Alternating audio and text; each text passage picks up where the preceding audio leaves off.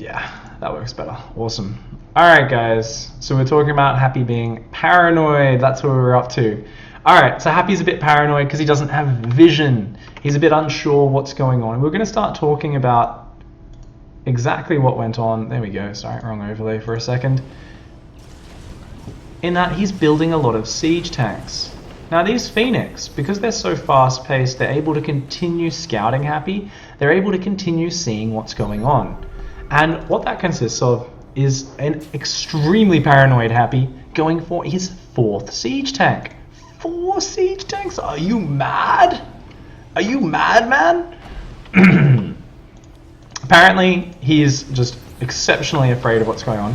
And it's because he doesn't have information. Remember, we talked about it. He keeps having to scan the natural just to be like, well, yes, there's a natural. But he doesn't know what else is, is Haas going to take the gases? Is he just massing adepts or stalkers? And behind this, Haas on the other side of things. So you've got Happy there who's playing a bit overly careful. And the thing is, with his information, it doesn't feel that overly careful, does it? It's like, okay, it's a little bit paranoid, but that's all right. But if you see it from Haas's point of view, he hasn't built a single fighting unit in 2.5 minutes. Other than Phoenixes. All he's been doing is building probes. Continuing to come in and harass, just being as annoying as possible. And behind this, what's he got? A 3rd base going down. Not only that, but he's thought about it and he said, and he's actually going to go for a 4th base as well. So he goes for a 4th base in the near future. Now the reason is, around this entire point, he kept seeing what's going on in the main. And looking at this composition, he realizes that it's not it's not good at pressuring. It's not good at getting back out on the map and punishing him for anything. Why? Because we've got siege tanks. 5 siege tanks, amazing for defending this choke point. They're so good. What are they not good at? Pushing out into the map, getting surrounded by adept, stalkers, and Phoenix, and just getting massacred. For siege tanks to be effective, they need a lot of bio with them. The bio needs stim, the bio needs combat shields. Now, how do you get out a lot of bio with stim and combat shields? Well, you need multiple barracks, and you need tech labs, at least one. But these first 2 tech labs have only just kicked in at 7 minutes. And Haas has seen this. He's seen the barracks building. He's seen up to this point there was no barracks with tech labs. He's now seen the tech labs finish. He knows in his head, I have another 120 seconds, 2 whole minutes until you even have stim. And he just makes that sharp read where he says, could you technically push before then? Yes. What would your push consist of? A bunch of crap. You're a smart player. You're not going to do that. You're just not going to do it. I'm not going to build a single fighting unit. If you do push out, you know what? I can probably just make adepts reactively and still have a pretty good shot of holding on. I mean, these Marines, they might even just lose to the Phoenix, right? 6 Phoenix versus like 12 unupgraded non-stim Marines. Unless they focus fire the red Phoenix very well, you're going to lose almost all of those Marines. So Haas basically says, haven't built units for 2.5 minutes in this game. Let's continue not building units. And he makes this hard read, and just check out this transition. He's like, let's get adept attack speed and glaives, because adepts will wreck siege tanks by blinking on top of them or shading on top of them. He says, yeah, let's get some more gateways. Still not building any units. All he's building is economy and production. And a 4th base so damn early.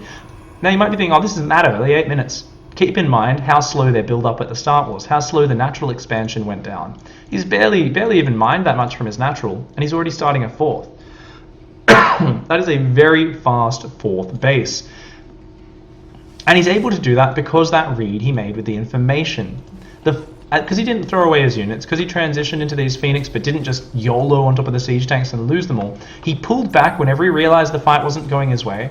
He kept the threat active. And because he was able to scout with that, threaten, and also deny Happy's vision and scare him, Happy has way overcommitted to that initial defense with the siege tanks. He could have easily stopped at 2 or 3 tanks, but he didn't have the information. Haas on the other side is able to react perfectly to what's going on.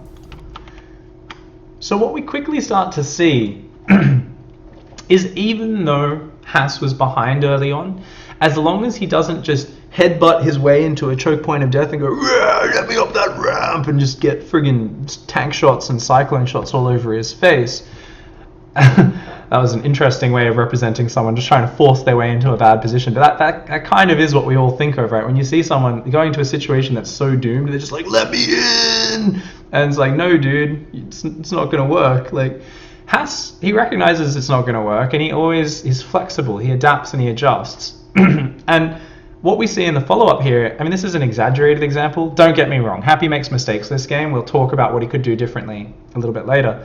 But it's a situation where he makes it very hard for the defender to gauge what's going on in the game. As the aggressor, he then gets to make all of the right decisions. And he definitely is cutting corners right now. He's taking huge risks, like not building any units for like 3-4 minutes in a game, taking a 4th Nexus and so on. This is greedy as all hell. And normally you'll see this sort of greed in the follow-up to aggression that doesn't work. You keep some mobility out there, some threat of counterattacks. You keep scouting with it. And to try to catch up, you cut a corner, you skip the safety step, and you go straight to the counter to their army. So not only do you get to choose, I'm going to choose the right units for the situation because I know what you've got, I've got the scouting, but they also say, I'm not going to build any units early on unless I really think you're going to attack me very soon. Sure, that's being greedy. In this scenario, I don't even know if it's being greedy at all because Happy did handicap himself just so much. But let's go back into game. We'll kind of see how this one closes out a little bit. So a very smart decision by Haas as well, tailoring his economy to the situation. Not only did he say, I'm going to cut a corner and be greedy, and I'm going to choose the right composition of adepts, but he also goes towards adepts in a very intelligent manner. Now, what do we mean by that? He's skipped gases on his natural. He's only just grabbed gases on his 3rd. He's focusing almost purely on minerals. Why? Because his Phoenix were able to see there's no 3rd command center. He knows he's facing a lot of siege tanks. He says, what do I need against a lot of siege tanks? I just need so many basic mineral units, especially adepts, to overwhelm it. And adepts basically just cost minerals. 15 gateways, just a casual 15 gateway transition after not building a single fighting unit. He literally just walked in his first wave of 12 adepts after 5 minutes of not building a single fighting unit. The greed, the corner cutting is staggering, but it makes perfect sense with his information in this situation. And now, because he's gotten away with that greed, we go from a situation where early on Haas was behind in economy to check it. Haas has double the mineral income of Happy. One fully mineral line saturated. Another mineral line that was fully saturated the second go, it's slightly under now. Another one fully saturated. A main base that's fully half saturated because half the patches have disappeared. And Haas is now in his element. He's just going to keep warping in these adepts in huge numbers and know that he can bowl over Happy just by trading. So let's fast forward from here. And let's watch the funniest army composition I've ever seen this far into a game, because we're watching Haas, and Haas is always an amazing player. Happy scans it and is like, well, that's a lot of adepts. And that's quite unfortunate for Haas, because if Happy moved out and attacked, then Haas's adepts would Shrek him. But Haas realizes, like, you're on 2 bases. He's like, you know what? I'm gonna tear your face off, mate. You know what's a good adept count? 43. He goes, I think 43 adepts, that's the magic number. We can probably win with 43 adepts. Comes over, he's like, oh, you don't have a 3rd yet, hey? Sends these shades in, and he's like, maybe won't commit there. And Happy's like, defend. And here's the final count. 47 adepts and 10 Phoenix. Maxed out, 68 probes. What an army. What a beautiful, beautiful army. And he says, look, I'm so far ahead in economy now. I got away with my corner cutting. I can just shade on top of you, let your siege tank splash, kill your own marines. I think he could have spread out his adepts a bit better there. Comes in, doesn't pick up the siege tanks all that well either with the Phoenix. But even though he loses this battle, he kills even more SCVs. He's up to 23 SCVs killed. Happy is down in supply. Here's where Haas makes a mistake and starts trying to engage more. Haas isn't used to being the one with the superior economy who has to go home and fight defensively, but he starts to realize it here at this point. He says, okay, let's do this, let's go home. Okay, no he doesn't, he's a bit slow to do that. Yeah, he just wants to keep hammering with adepts, keep warping in en masse. From here the game gets very messy. The game turns into a base trade. We'll show you guys what's going on. We'll put it on Haas's view. And I'm going to take a look at my notes, and see if we missed anything important. We talked about the information. We talked about the information Hass gets. We talked about the lack of information from Happy. Actually, we've talked about how if you preserve your units, you can still scout and keep the threat up. The threat's still there. We talked about the defender not knowing if there's going to be an all-in, so being afraid to get back out on the map, being afraid to do any counter pressure. And that allowed Hass to cut the corners and get to where he was. We also talked about the idea of space in the game. We touched on the idea of opening up space and kind of, you give yourself vision so you have more time to react. And it allows you to be much safer when you're being aggressive. So one last hidden advantage of aggression, not necessarily when your attack fails, but just generally when you choose to play aggressively in the opening, you'll find that you're very safe because your aggression will actually just stop almost any cheese from your opponent. You don't even know it's coming. Oh my god, they're attacking my base with X units. It's fine. I was gearing up for my own attack and I managed to hold on. So as we look at the last stages of this, we're going to revisit a few of the concepts. But I do want you guys to talk, to ask questions in chat. I want you guys to ask any question you have. Use the @x5_pig tag and let us know what your thoughts are. Please debate or challenge anything that I say. Something I've been encouraging players to do more and more is actually ask me questions. And if you disagree with anything I say, please say it, whether in chat now or on the Team Liquid thread afterwards. Anyone who challenges something I say is completely fine and justified. There's a lot of players who say, I'm in Gold League, therefore I can't challenge someone's opinion who's in Grandmaster. I think that's the completely wrong attitude to have. I think the only way to learn StarCraft is to have ideas, and if you believe something, you try and stand up for it and try and argue it. And if you're wrong, you accept that you're wrong, you learn and you move on. If you're not actually challenging people's ideas about things, or you're not trying to stick up for your own ideas, you're just not going to learn as fast. StarCraft's a vast and complicated game, and there's many viewpoints on how to play the game and how to understand certain situations. The beauty of the game is that it's not a game where it's just, oh, I had more stuff, therefore I win, or, well, I had the better tech, so I win. It's never just one thing in isolation. And this is a bad habit which I think the community has developed over the past few years, where a lot of the time we're looking for easy answers. Whenever we lose, we want to blame it on one thing. It's great to identify one thing to improve on, the one key point that lost you the game, which you could change. But people are saying, nah, that's all I did wrong. It was just one thing. Or, oh, he just did this build. He got lucky with the gamble. That's all. That's the only reason I lost. As if such a vastly complicated game is that simple. So I want you guys to challenge me. Throw out your challenges. Throw out your debates, your questions, all of that sort of stuff. And please, let's get a discussion going on the forums, here in chat, absolutely everywhere, because that's how we're going to learn more about StarCraft. Now, in this base trade situation, we'll take a look here. Like I said, I want to show you the rest of the game just because it is kind of funny. So we'll just cast the rest of the game from this point. Happy here has a bunch of Marines and Marauders. We'll go back and talk about some more analysis in a sec. The Phoenix are continuing to just pick off the last of Happy's units. Picked up the last mule that was trying to repair this orbital. Oh, you got 50 energy. Drop a mule. Drop a mule. Oh, too slow. Does have one more orbital left, but there's so many adapts, and Hass has managed to keep alive 40 probes, so he's in a pretty good spot. And from here, Happy just tries to turtle on one base. But because he only has 12 Marines against 6 Phoenix, those Marines need to stay together, or the Phoenix can come in and just pick them up. If he's only got like 5 or 6 Marines, the Phoenix can just kill them. And this is why Happy gets forced in one spot. If you're ever in a position where your opponent has the more mobile army, which Hass definitely has, and you're stuck in one position, then you get pretty screwed. So he's just kind of turtling up there, and Happy's like, oh man, I've had so little vision this whole game. I've just been getting kind of slowly punched to death. I feel like I've been on the back foot this whole time.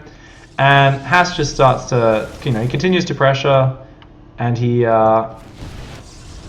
starts just expanding down the bottom side of the map. So kept all his production alive and tech, even continues his upgrades there with the adepts.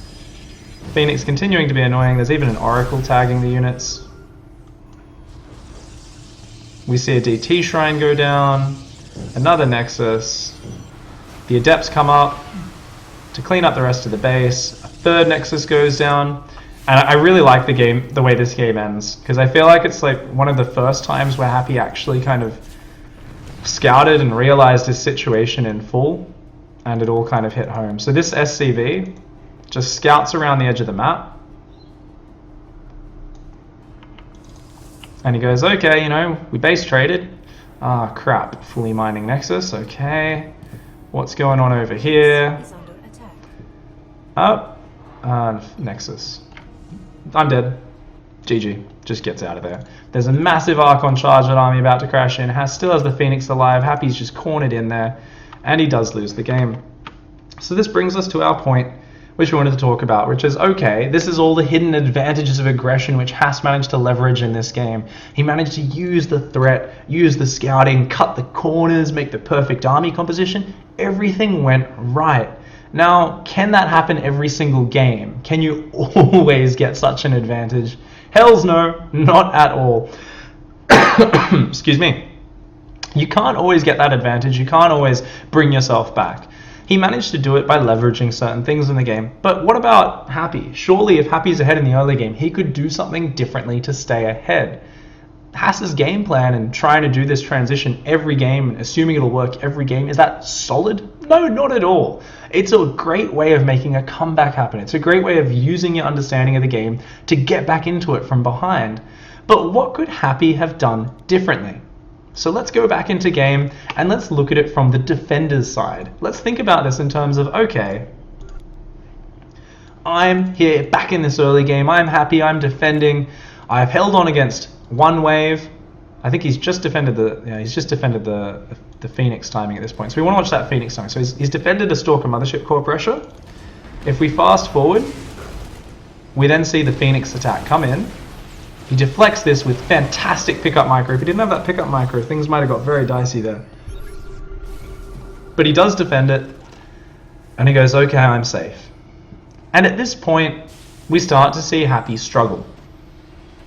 One problem for Happy is that he doesn't have any scouting on the map. Even something as simple as having an SCV, maybe hidden up here to constantly come in and check the Nexus, would have been really nice for Happy, especially if he comes in, checks, and keeps it alive. Instead, he's already dropped one scan to see the Nexus building. But despite seeing the Nexus building, Happy's unable to respond. He says, well, you're building a Nexus, but I don't know if you're actually probing it. I don't know if you're actually going to use that Nexus. I feel like I need more units right now. And he keeps building siege tanks. And I think after 2 siege tanks, it's overkill. I think Happy's a little bit too afraid of what's going to potentially happen. He's saying to himself, he's like, I'm so worried about what could happen. I just need to keep building siege tanks. But remember what we talked about. Those siege tanks don't give you the ability to pressure. They don't give you the ability to get back out on the map and reassert map control. As powerful as they are in that defensive situation, they give Happy no ability to counter pressure and get back out on the map. So there's always a balance that has to be struck. When you're defending, you've really got to think to yourself, okay, how can I defend? And there's always a temptation to do something. Say you're a Zerg, you mass spine crawlers and lurkers or something like that, or spine crawlers and infestors. If you're Terran, you just keep building siege tanks. If you're Protoss, like, I'm going to get lots of photon cannons and I'm just going to make Colossus or Tempests or something. Like just like a very defensively focused composition. And the thing is, if you're Zerg and you don't build enough regular units, like your spine crawlers can't go attack. If you're Protoss, if you don't have gateway units and you've just got 6 Colossus and photon cannons, you can't get out there to attack. If you're Terran and you only build siege tanks and medevacs with a couple of Marines with no upgrades, you can't attack. And because you limit your maneuverability, you limit your mobility to have such an efficient defense, it gives your opponent the opportunity to cut corners and get back in the game. Because they look at what you're defending with and they're like, whoa, I cannot break that, but you can't come across the map and attack me because those things are very immobile. They need a lot more support to work aggressively. Or sometimes they're not even attacking units at all if it's static defense, things like bunkers, spines, and so on. In this case, Happy, because he's investing so much in these very efficient static defensive units, these siege tanks, he doesn't give himself the opportunity to get as much efficiency out of them as possible. If you are going to go for this sort of defense, well, you need to say, okay, my opponent could try and be super greedy because I can't punish him. Therefore, I need to use the defensive power of these units to build my own economy. But even though there's 2 orbitals finished, we only see 1 SCV producing at a time. Happy's not focusing on that SCV production. He's not even landing the natural. He's actually still very afraid of what could potentially come. So even though he's going for the most efficient defensive unit, he's also not focusing on his economy. He's got to balance it out more. If he wants to play this safe positionally and hold the ramp, he can afford to defend with less tanks and get his barracks up earlier. Get the tech labs going, get the stim, get the combat shields. So maybe as early as 7 minutes or 7 minutes 30, he's got 16 Marines with Stimmit combat shields and he can go double drop Haas and kill him. You can just, Haas isn't building any units. Double drop pops in here. Even a minute from this point in the game, Haas didn't have any defensive units. Haas never rebuilt his mothership core. That would have wrecked him. But because Happy doesn't give himself the potential to get back out there and attack, it gives Haas the time to do this.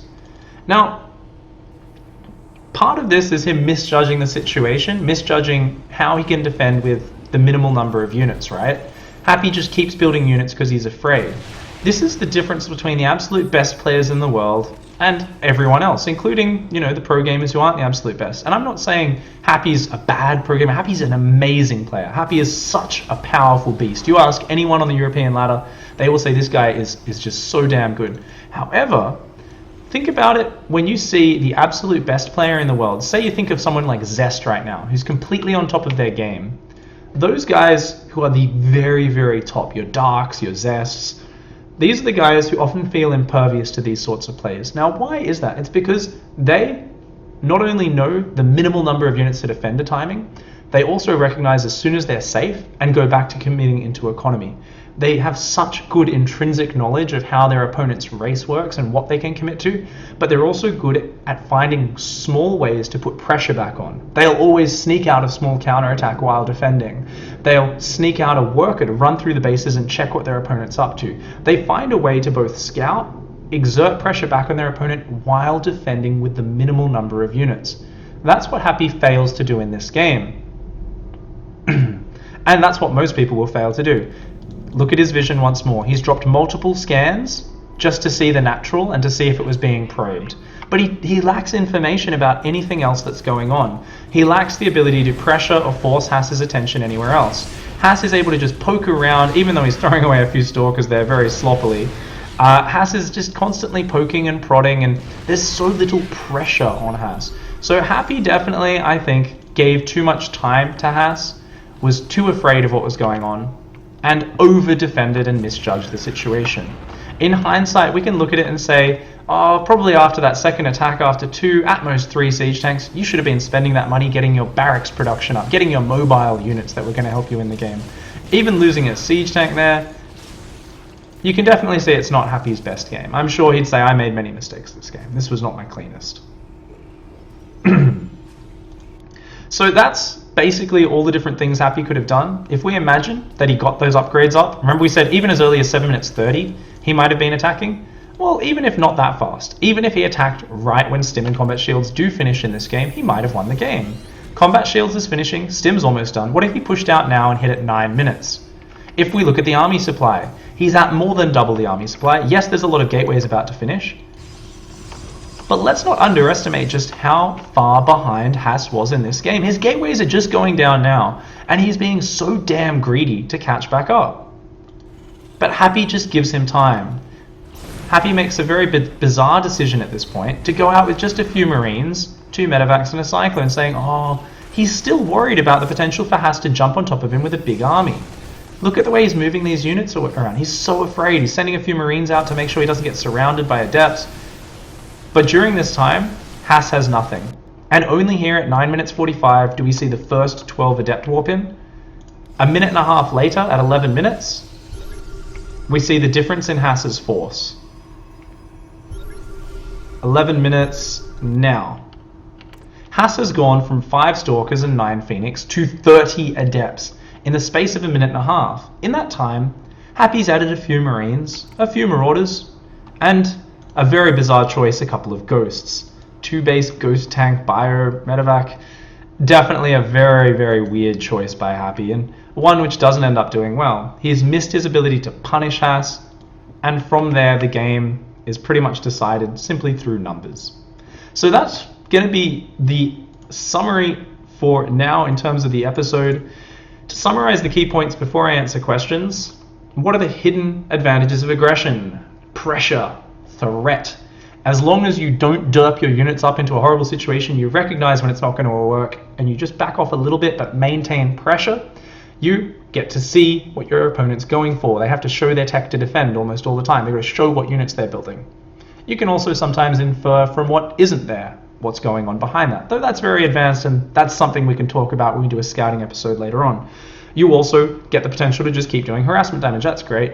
Most importantly, you get that scouting constantly. Each time you're pressuring, each time you're poking in, you see what's going on, and you're able to choose the right composition. Once you know their tech, you can choose the best composition against that. Whereas they're often, the defender is pushed into that black hole, he's back in his corner of the map, struggling to see what's going on, and he's often so worried about the immediate threat, he's not thinking about the next step. So they often feel one step behind as the defender, whilst as the aggressor, you have the opportunity to cut those corners to say, he's worried about defending, I don't even need to focus on defense, let's just be greedy for a bit, catch back up, and then explode into the correct army.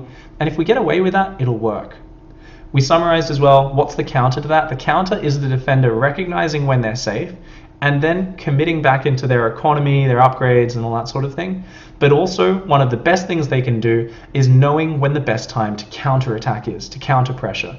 If they say, I'm ahead, let's just keep using that ahead economy for another minute or two, get up a decent army, and then counter push, because they know that mathematically they were ahead from defending the attacks. Therefore, if they push at a certain timing before the opponent has time for any follow-up greed to kick in, then the fight will always go at least decently for them.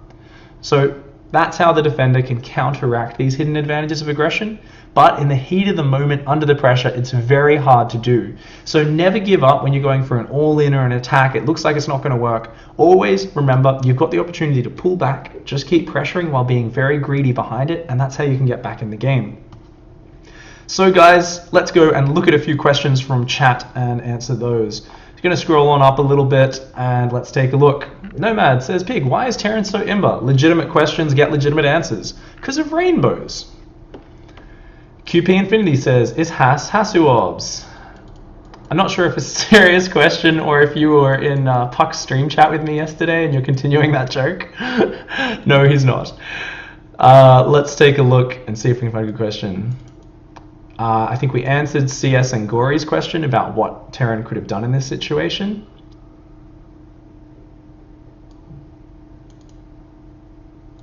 And he says, okay, so what CS and Gory's talking about is what if Terran was in Hass's situation where the attack doesn't work? Can Terran get away with not making units the same way Protoss does? Definitely, if they can keep the aggression up. There's a thing we call powering.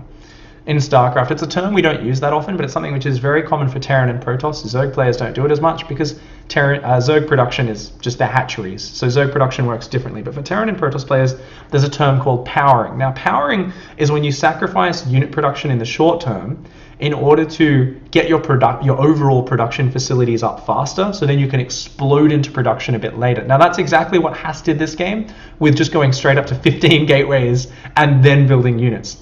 If he was building units off his 3 gateways the whole time, he would have been delayed so much by getting up to the full 15 gates, getting up the full economy at the same time. So powering is something you do where you say, I think I'll be safe for X amount of time, so I'm not going to build any units in that time, but then I'm going to explode into unit production, so I'll very quickly catch up to where I was. A great example of that for a Terran player is what's very standard in TVZ, especially in Heart of the Swarm, but still in Legacy, is where they get a few Hellions out of the factory, and then they use the factory to build a reactor, and then they lift it up, put a barracks where the reactor was, and they build another reactor, and then they move it up, and they're not actually using the factory to build units after the first few Hellions or Widow Mines. They're just trying to get their production up. They've got a barracks there, it's building a tech lab, it moves and builds a reactor. They're just trying to get their production up as quickly as possible. And as long as they don't get hit during that timing, they're fine. So as long as you can make the same call where you can keep your units alive after your attack fails, even as a Terran player, if you can keep pressuring, look at what your opponent's up to and say, I think I'm safe for X amount of time, as long as I keep the threat active, as long as I keep units out there, then yes, you can power for a certain amount of time. It's different in every game. There's so much game sense and estimation that goes into it. Sometimes you're going to misjudge, or your opponent's going to pick just the right attack to kill you, but that's part of the game. There's always inherent gambles, so you've got to be a bit ballsy. You've got to be able to take risks and not just be too paranoid about, oh, it didn't work one game, I'm going to go cry in a corner. You've got to take those risks. If it doesn't work, you laugh it off. You say, shit, man, if I had just 30 seconds more, I could have hung on there. I could have got back in that game.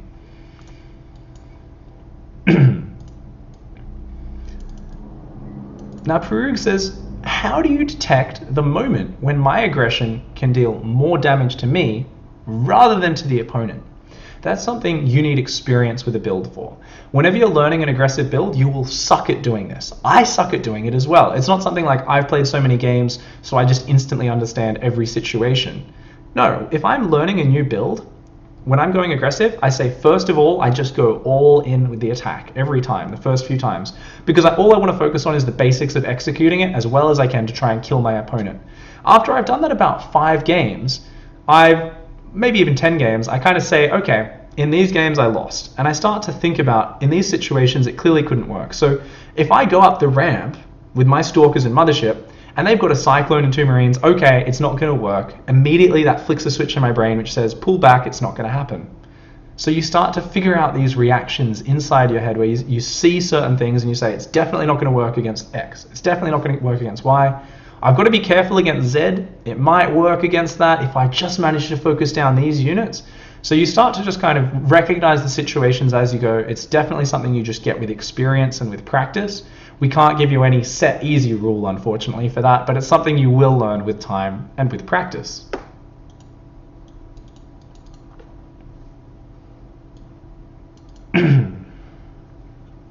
Shishi has a very good question. Shishi says, how does Happy get enough information with Phoenix's blocking possible drops, etc.?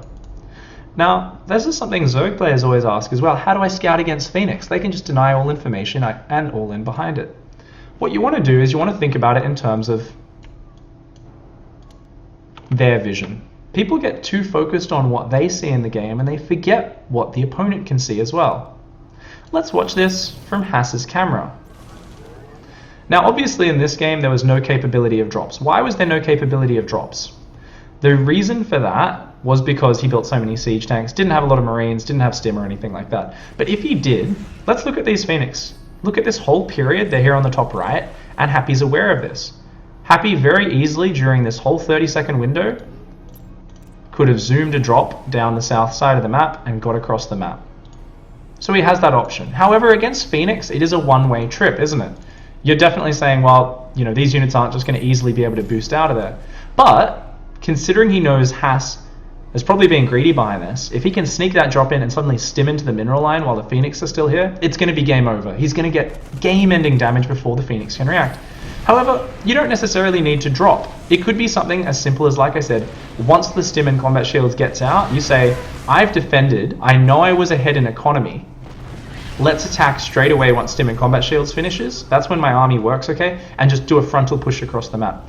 And as we pointed out, even with the overbuilding of siege tanks that Happy did, in this game, that would have worked out. If he hit that timing anywhere around 8 minutes 30, remember, the gateways weren't finished, there were no units on that unit tab. Anywhere around time stim and combat shield finished at 9 minutes, if he hit then, 0 units on the production tab, on the unit tab. So it would have worked perfectly. So there's definitely different choices you can apply, but it's always about finding a moment that makes sense for you and the situation to get out across the map and put the hurt back on your opponent and limit them.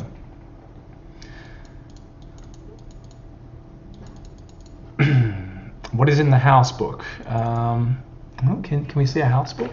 Let's see. I'm not sure, man. I'll have to answer that one later.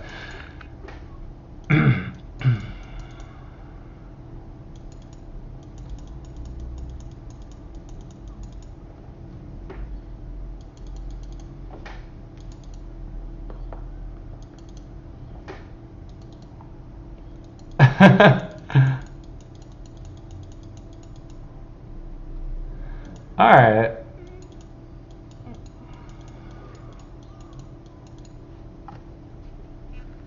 there definitely will be a VOD on YouTube, Grana, so you can discuss there. He says, I wonder if the same idea is possible against Zerg, since in PvZ you're playing against a much more mobile army. Now that's a good question. So if you're Protoss, you're pressuring against a Zerg player, can you really maintain that threat and that pressure?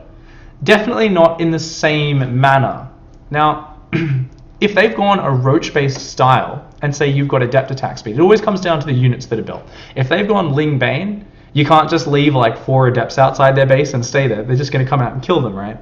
But if you've got adept attack speed, you've done some big pressure. Say they've gone gasless, or even if they've got gas, they've only got roaches. They don't have roach speed yet. You can stay on their side of the map for a long time because the roaches can't actually chase down your adept. So it's always a question of mobility. Yes, once roach speed kicks in, you can't keep pressuring with gateway units. But up to that point, for instance, you could say, oh, this is Zerg, I'm going for a big adept speed attack timing, and then you see a spine crawler on each middle line. You see like all these roaches chilling out, and you're like, okay, you look for the aggression, you look to poke, and you're like, it's not happening. And then you just leave your adepts outside their bases, split up in multiple groups. And if the roaches come out and try to kill your adepts, you shade past them, dive in and start killing drones. And behind that, you definitely have room to be quite greedy. There's always a point though where it shifts back in the other player's favor. So it's up to you to identify where that point is in each game. In this game, we talked about it being when Stim and Combat Shields finishes. Once that finishes, the mobility shifts back into Terran's favor, and suddenly the pressuring player is like, whoa, we got to get out of there. I was also thinking of doing some ZVT replays where I do roach pressure against Terran very early, into 2-base muta, and then into mass roach. And it's the same sort of flow you get whenever you're looking at an aggressive build. Oh, I've got roaches at the start, I'm pressuring. Oh, Terran actually has Stim now, or he has a tank evac, or he has a decent number of units. And the roach is like, get home, get the hell out of here, we can't compete anymore. But then Mutalisks come out, and the Terran has to run home. So there's this back and forth of whoever has the more mobile units can control the map better. Definitely, if you can maintain that mobility, it gives you a bigger opportunity to kind of drone up at home, be greedy behind it. This is something which the Sentry used to allow in Heart of the Swarm all the time, where we'd see players like MC, their aggression wouldn't work, but because they had sentries, they could just sit outside the opponent's base on like a ramp and just kind of move back and forwards, threatening, and the opponent was like, building units, and they'd be like, okay, I'm building units, but he's not actually committing, like, let's go fight him. And MC would just like hold this choke point, and he'd just sit in this very irritating position. And that was the exact same concept of what we're talking about here. He's like, the attack hasn't worked, I need to make a transition happen. How can I do that while maintaining pressure and not just throwing my army away? So there's lots of ways you can make it work, but those are the main ones. So guys, I do want to finish up most of the questions there. Now, if you feel like you had a good question and it wasn't answered, please repeat it after, because I think I'm going to just use this as the YouTube VOD. I'm going to just grab both sections of the upload and throw them together. So I'm gonna do that. So thank you if you are watching on YouTube. I do apologize for this video being in 2 parts. Trust me, you're getting a much better viewing experience than everyone who watched live, because my mic stopped working for about half an hour and I didn't even realize. But either way, thank you very much for watching this episode. I'm very happy with this episode. I think it's a great way of understanding aggression and how to transition out of it. If you guys have any questions, post them in the YouTube comments, post them in the Team Liquid thread. As I said earlier, challenge me as much as you can. If you disagree with something, let me know. Let's discuss it. Let's have a debate. That's the best way to learn StarCraft. So thanks for hanging out, guys. Don't forget to like and subscribe. That's all for now. Don't forget to hug a cactus, lick a walrus, and punch a penguin in the cankle. That's all for now, guys. Goodbye and good night.